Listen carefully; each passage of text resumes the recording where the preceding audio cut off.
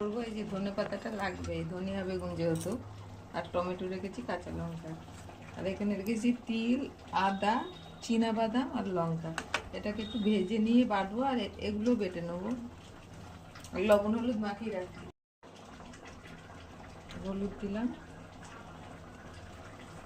লবণ দিলাম, লবণ হলুদ মাখিয়ে একটু রেখে দেবো, দিয়ে ভেজে নেব। এই যে তিল বাদাম এগুলো একটু ভেজে নেব।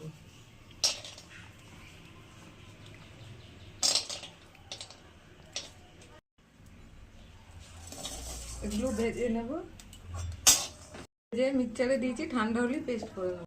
সাদা তেল দিচ্ছি, সাদা তেল দিয়ে ভাজবো। তুলে নিলাম, শুকনো লঙ্কা দিলাম, একটু কালো জিরে ফোড়ন,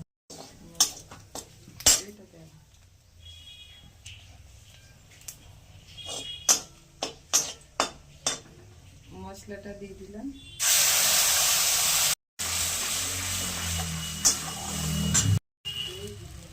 বেগুন ভাজায় লবণ দেওয়া আছে, পরিমাণ মতো লবণ দিলাম, হলুদ দিলাম,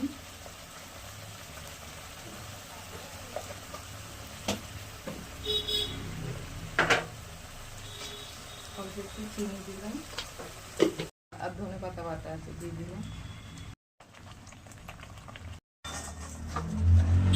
গরম জল করে রেখেছিলাম, দিয়ে দিলাম, এগুলো দিয়ে দিলাম, দিলাম চারটে, একটু ঢাকা দিয়ে দেবো। বেগুনের একটা রেসিপি করলাম, ধনিয়া বেগুন, একটু ঝোল ঝোল রাখলাম, ভাতের সাথে খেতে হবে, রুটির সাথে, ভাতের সাথে, পরোটার সাথে, যা দিয়ে খাবেন খাওয়া যাবে। ভিডিওটা ভালো লাগলে লাইক কমেন্ট অবশ্যই করুন। ধন্যবাদ।